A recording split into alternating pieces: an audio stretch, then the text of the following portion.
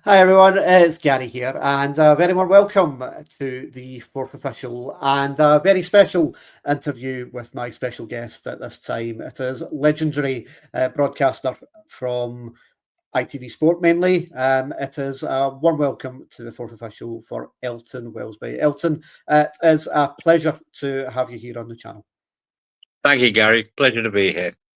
Now, we reached out to you, Elton, to come on and speak to us as you've recently just got a book published called Game for a Laugh, Yeah. which is a lot of anecdotes from your history of being in and around football and sports broadcasting over the course of the last kind of 20, 30, 40 years. Talk to me a little bit about how that book came about and kind of why now to get everything and your stories in print.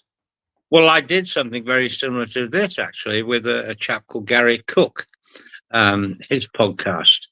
And the thing lasted for about an hour and a half. And Gary, once it was over, Gary just said to me, "Have you ever thought of writing a book?" And I said, "Well, it's crossed my mind, but it's not sort of on top of my bucket list." And he said, "Well, I think you should, and I'll help you with it." And that will be about 15 months ago now, roughly. And it took about 10 months to complete.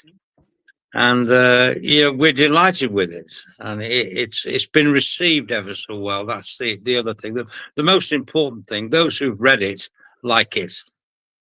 And I think that's the thing. I think if you look at where you've had access to and the tournaments and the competitions and the Olympics, World Cups, things like that, where you've been around, there's much be such a broad range of stories and characters and personalities to get around. I think it's one of the things that we often comment on, particularly in kind of modern media, is that maybe those personalities don't quite exist in the kind of modern game, but in the 80s and 90s, football in particular was full of characters and interesting people, and think that makes the job as a broadcaster all that more easy to do when you've got access to people like Gazza and Ron Atkinson and Brian Clough and all these types of people that will just be absolutely full of content for you to get your teeth into.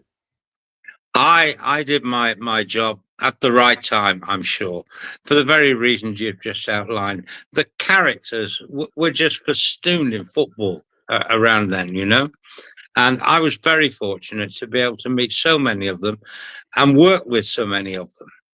And literally, there's only one person um, since I went into television that I never got on with, and that was Malcolm Allison. You remember the ex-Man City coach and Crystal Palace and what have you.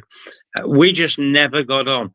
And to this day, I sometimes think if his name's mentioned on TV or on Twitter or wherever, I think, I wonder why we never got on. But we didn't. But with And everyone else, terrific relationships. yeah, and we hark back to the kind of golden days of television broadcasting. It's one of my kind of main bugbears just now, and I put a video out on for official YouTube channel about 6 months ago, decrying Sky TV, particularly for their coverage of Scottish football, because it does sometimes descend into kind of pantomime and very much kind of sensationalism, kind of tabloid style journalism to try and gain clicks and shares on social media rather than actual proper analysis and coverage. If you go back to your day in the kind of 80s and 90s, before things like Sky TV really kind of came in and changed the way certainly British and sports broadcasting was done, things were a lot more revered in terms of being able to get proper coverage, proper analysis, proper people that were learned about the game that could actually enhance people's viewing experience. And I almost feel that just now people are almost spoiled by having wall-to-wall football coverage, that actually the coverage has been saturated now to the point where the quality is diminished quite considerably from what it used to be like. Well, When I did the match for ITV, which was the first time live league football had ever been shown on British television, that was in 1988. And because of the circumstances and the terms of the contract, we only went on 5, sometimes 10 minutes before we went on air. And we had to come off at the end, pretty much a similar time span. In other words, the emphasis was very much on the football. And of course, the studio guest. Our co-commentators were pretty much the same, but the studio guest that used to sit alongside me and I used to chat to about the game was always someone different. Oh yes, some people appeared 3-4 times, but in the main, we tried to get a guest who had some kind of identity with one or both of the teams that we were covering, and so you got variety. Whereas I don't think you get that today. Basically you've got south of the border, you've got Gary Neville, Jamie Carragher, Jamie Redknapp, and, one or two guests every now and again. But it's basically you have a diet of those guys. And it's sometimes I sit and watch it and I think, oh, change the record. Yeah, and certainly from a Scottish football perspective, it's very similar.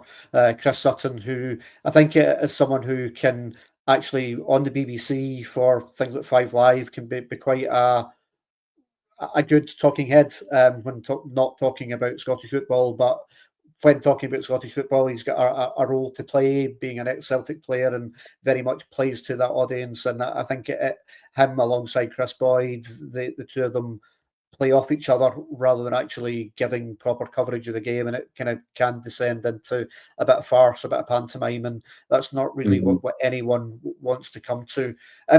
When we go back to, as you were mentioning, the match and like so that, Brian Clough was someone who had a reputation for being quite abrasive with the media, but he was someone that you got on with very well. I always said, I write in my book, I always say about Cloughie that he could cut you in half with his tongue. And he used to love having a go at especially television people. I think only 2 that I know of came away completely unscathed, never had a problem with him. First and foremost was his great friend Brian Moore. And I would say I was the second in that very small list of people that Cloughie didn't humiliate. He never had a pop at me for some reason. And what was it like to speak to people like Brian Clough? Because he was someone who has this great reputation of being such an intense character, but his knowledge of the game and what he was able to do with that Nottingham Forest side. Gary, you look at his record. Look at what he did, what he accomplished for Derby, and especially for Nottingham Forest, will never ever be reciprocated.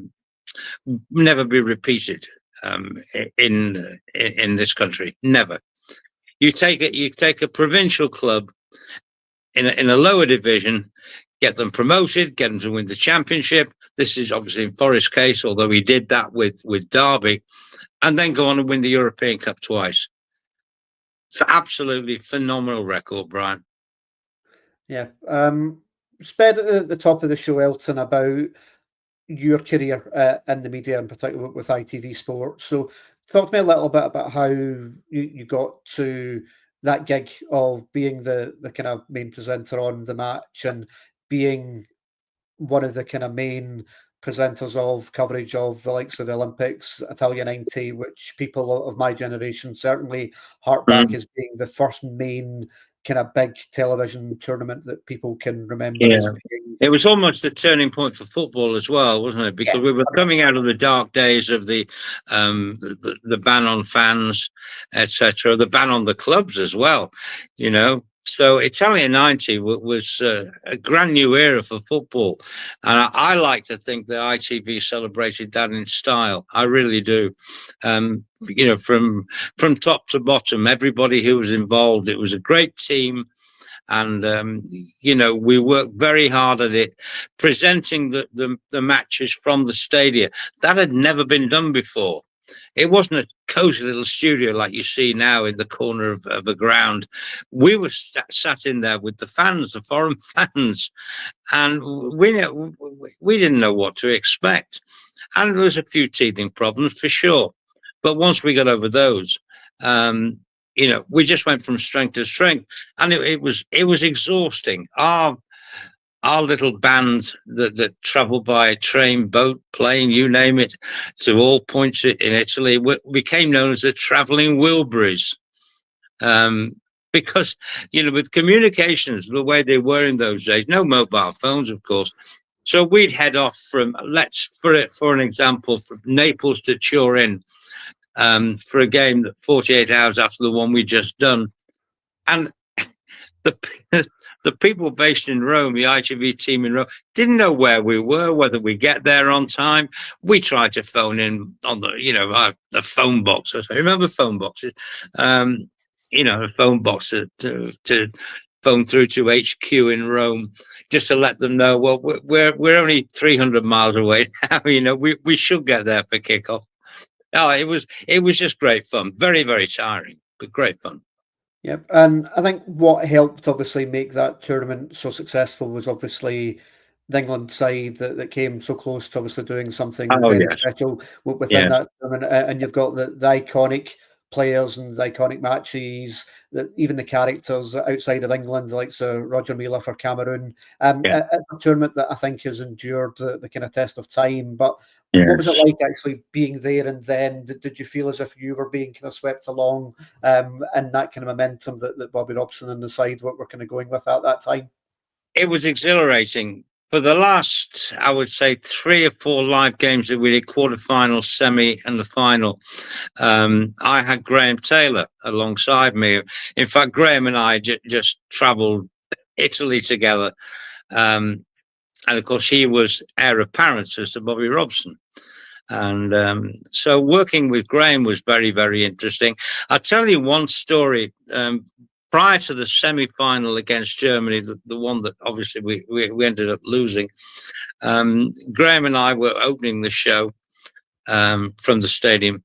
And I noticed working for Capital Radio alongside Jonathan Pearce was Bobby Moore.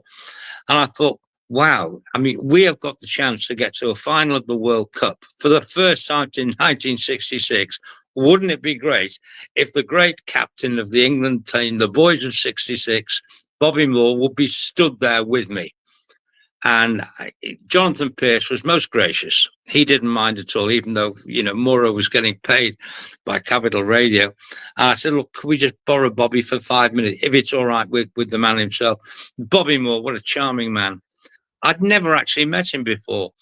And anyway, he came and stood next to me. And the opening to that semi-final, the famous semi-final against Germany, was absolutely terrific. It was a great thrill. But the whole tournament was exhilarating. You say, did I get swept along? A lot of it is a blur, because we were traveling. We weren't doing a game. We were traveling. So it was just exhilarating. Yeah. Yep. Obviously, one of the main characters that came out of Italia '90 was Paul Gascoigne, who Yes. obviously, as a Rangers fan myself, he's one of my footballing heroes. And the one thing about Gazza is there's always a story, and for Gazza, there's about 40 stories. Many of them that have obviously been revealed through his many books and the stories of people like Ali McCoist and people like that as well. But Well, I'll what, tell you one that you haven't heard unless you've read my book. Gazza did a game with us. It was 88 or 89. I'm not sure which. It was certainly before Italia '90, and it was at Newcastle, and we were at the opposite end of the Gallagate in a little studio, which was on scaffolding. In other words, if the wind blew, so did the studio. And we're perched up on this thing, Gazza and I, doing it. Anyway, the game was awful, 0-0. Less said about that, the better. And at the end, I said, right, Paul, come on, we're off. And I stood up. And of course, we were above now all the Man United fans who were leaving the ground. And of course, they saw Gazza. Of course, it was Gazza. because I said, "Take it easy, Paul. This might not be very pleasant." No, couldn't have said a worse thing. Gazza started, pulling his tongue out, gesticulating to them. The Man United fans were, "Hey, we're Gazza," and started shaking the scaffolding. God, it was frightening. Anyway, eventually I just made sure, I said, "Look, just keep a low profile for the next 10 minutes, for Christ's sake, so we can get out of here alive." Needless to say, leaning out the door, as he used to do, but just incorrigible. Great fella. Yeah. It's sad to see that, his decline, really. Yeah, and I think he's a person who a lot of Rangers fans hold very dearly because Oh, he I'm spent sure. obviously a great, probably the best part of his career, maybe outside of Italia 90 at Rangers under Walter Smith, who was able to kind of harness a lot Yeah. of his ability. And Walter Smith, obviously a manager who has got a lot of affinity with your other club, Everton, as Yes, well, indeed. and someone who sadly is no longer with us, but a person who the game certainly holds a great deal of respect for. He was a real gentleman, was Walter. I spent one evening with him at the St George. It was a function at the St George's Hall in Liverpool. It was an Everton function, and he'd long since left Everton, but he came down to commemorate. I think it was the number of seasons in which we hadn't been relegated. Which in the last few years, it's been a bit touch and go in that respect. But he was there just to enjoy it and to meet up with old friends, colleagues, friends of his, like Bill Kenwright, the chairman at the time, sadly passed away himself now. But I spent the entire night with Walter, and he was just charming company. Yeah, and someone who obviously the game holds a great deal of kind of respect for. When it comes to Everton and obviously what's happened with them recently, Elton, obviously they're just moving to a brand new stadium and they've just said goodbye to Goodison. Yeah. David Moyes back, obviously in charge there, Yeah. and things that are starting to maybe look a little bit more upwards for Everton after what's been a few challenging seasons for them. No, they're not. Okay, interesting. that, All right. that stopped you in your tracks, isn't it? Yeah.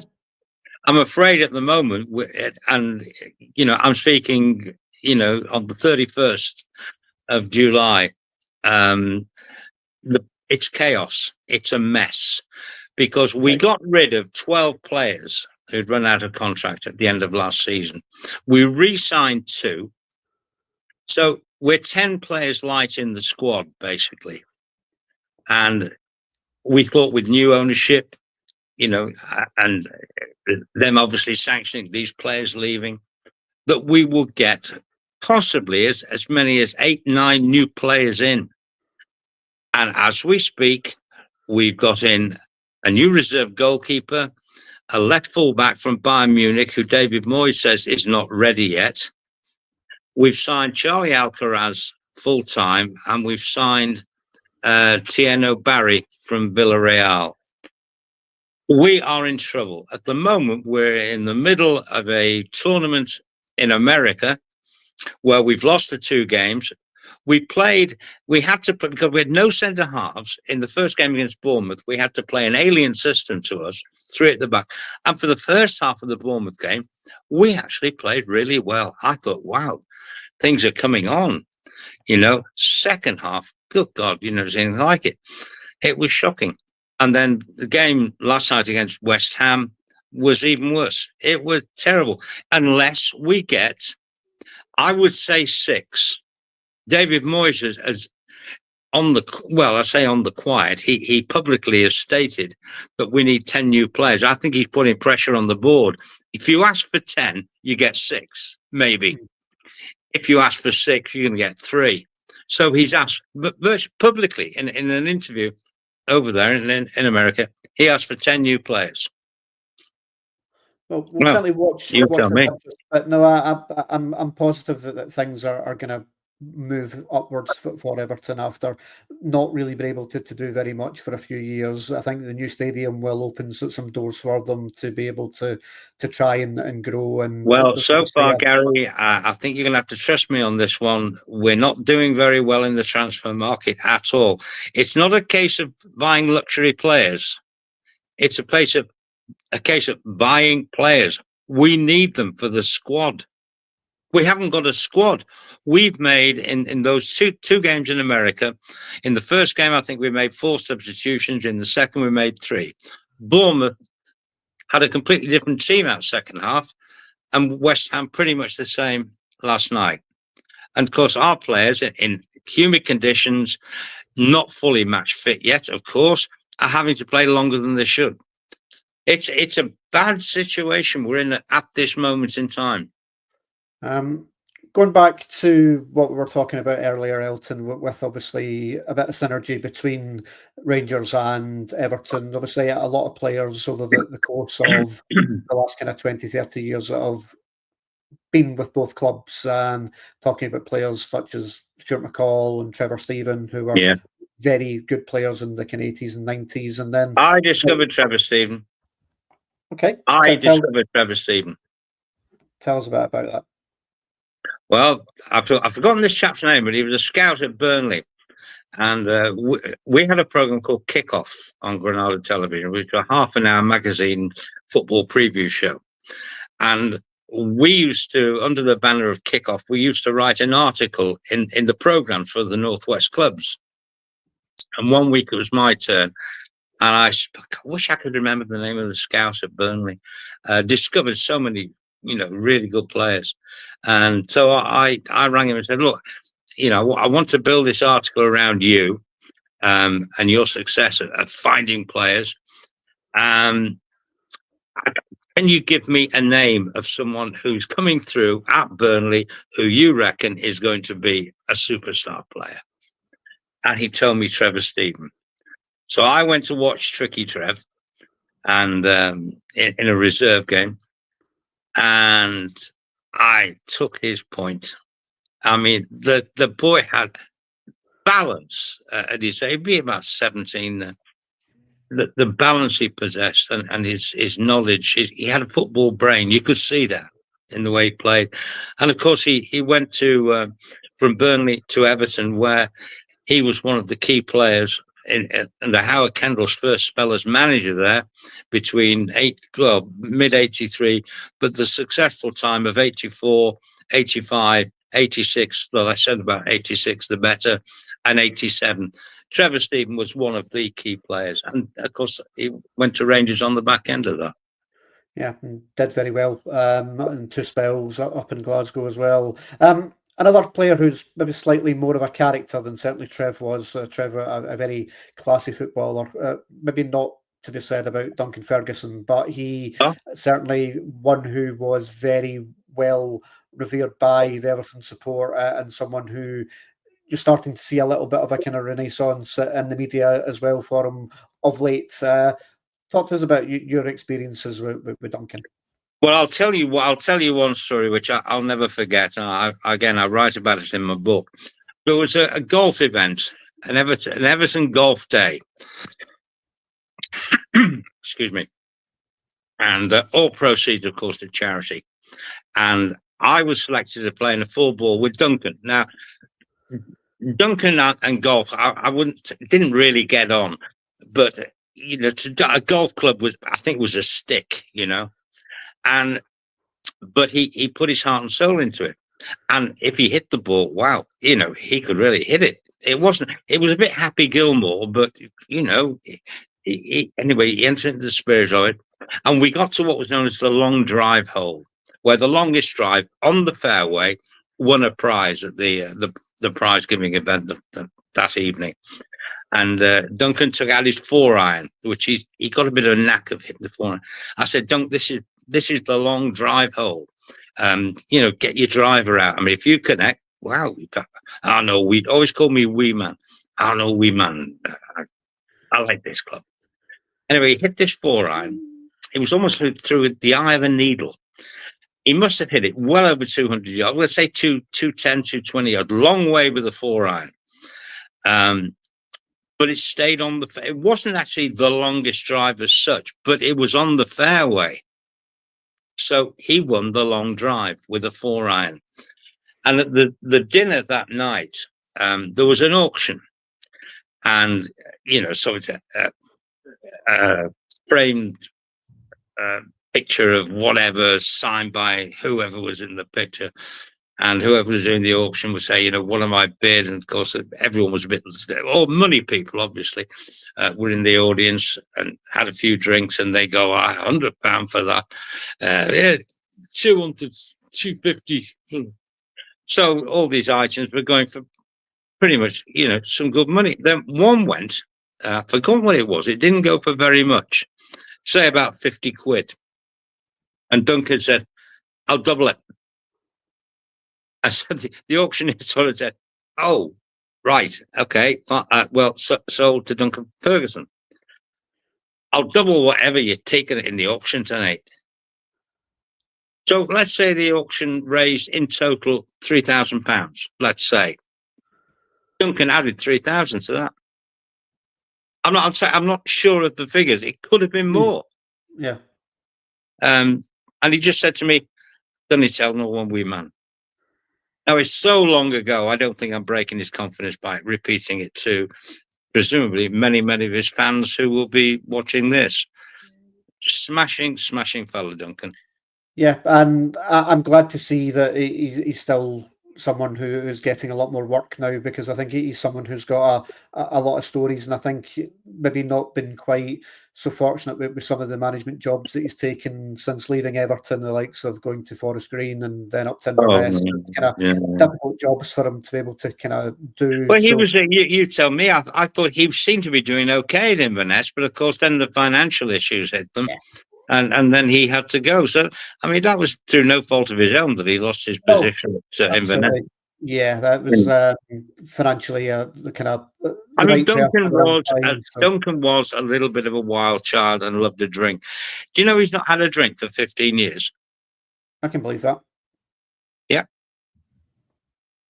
And yeah, he comes across someone, look, when you see him on the likes of Sky or on BBC or whatever, he did a really, really good interview on, I think it was The Overlap, which is a kind of podcast, which I think was a really, really good watch and a good listen. And he's someone who's got, I think, a lot to offer the game. So no, I'll look forward to seeing what he can maybe do next in his career. But certainly someone, again, that's got that connection between Rangers and Everton.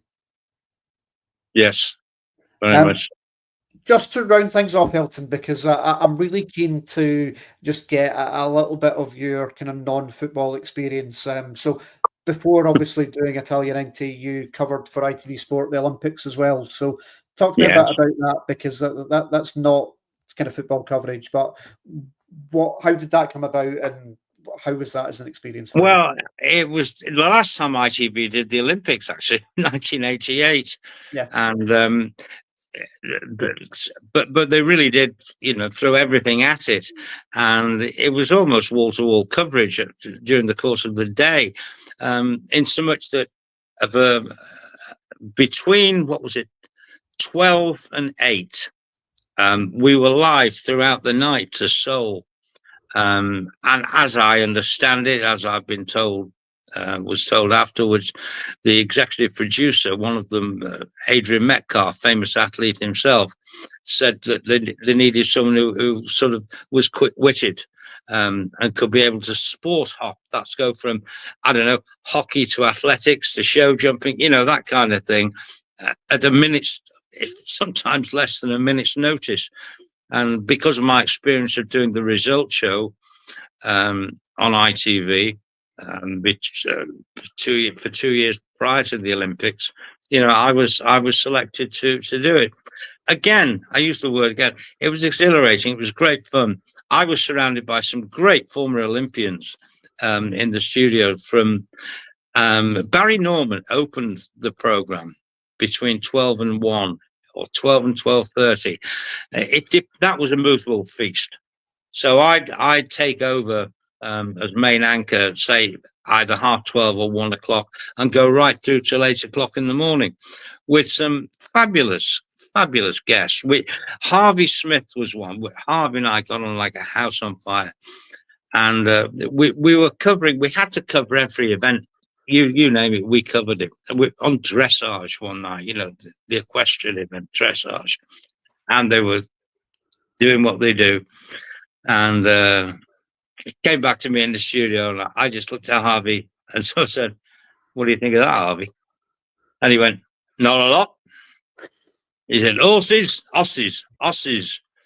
are meant to race or jump. They're not bloody ballet dancers." That was it. Anything else? No. So I then had to hit a commercial break, just talking about what's coming up, because Harvey wouldn't say anything else. He didn't want to talk about dressage, even though he was a horseman, was there basically to cover the equestrianism. But he really wanted to see the show jumping, the David Brooms and all those sort of characters. Wasn't in the dressage at all. That's not what Aussies are meant to do. That's Harvey's, In fact, he gave his famous salute. That's what I think.